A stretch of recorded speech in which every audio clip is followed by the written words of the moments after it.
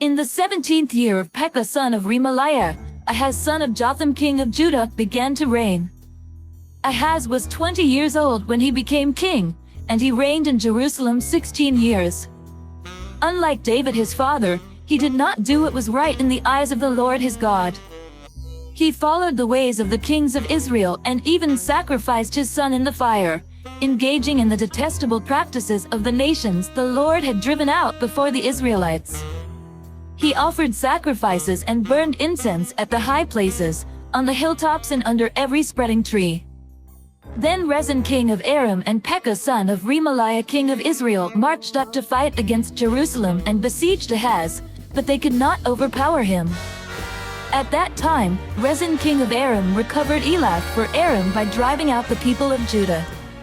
Edomites then moved into Elath and have lived there to this day.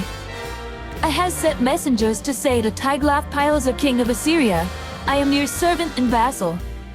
Come up and save me out of the hand of the king of Aram and of the king of Israel, who are attacking me."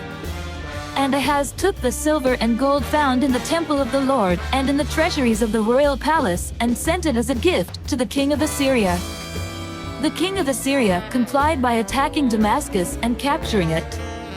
He deported its inhabitants to Kir and put Rezin to death. Then King Ahaz went to Damascus to meet Tiglath-Pileser king of Assyria. He saw an altar in Damascus and sent to Uriah the priest a sketch of the altar, with detailed plans for its construction. So Uriah the priest built an altar in accordance with all the plans that King Ahaz had sent from Damascus and finished it before King Ahaz returned. When the king came back from Damascus and saw the altar, he approached it and presented offerings on it. He offered up his burnt offering and grain offering, poured out his drink offering, and splashed the blood of his fellowship offerings against the altar. As for the bronze altar that stood before the Lord, he brought it from the front of the temple, from between the new altar and the temple of the Lord, and put it on the north side of the new altar. King Ahaz then gave these orders to Uriah the priest: "On the large new altar, offer the morning burnt offering and the evening grain offering, the king's burnt offering and his grain offering, and the burnt offering of all the people of the land, and their grain offering and the drink offering. Splash against this altar the blood of all the burnt offerings and sacrifices.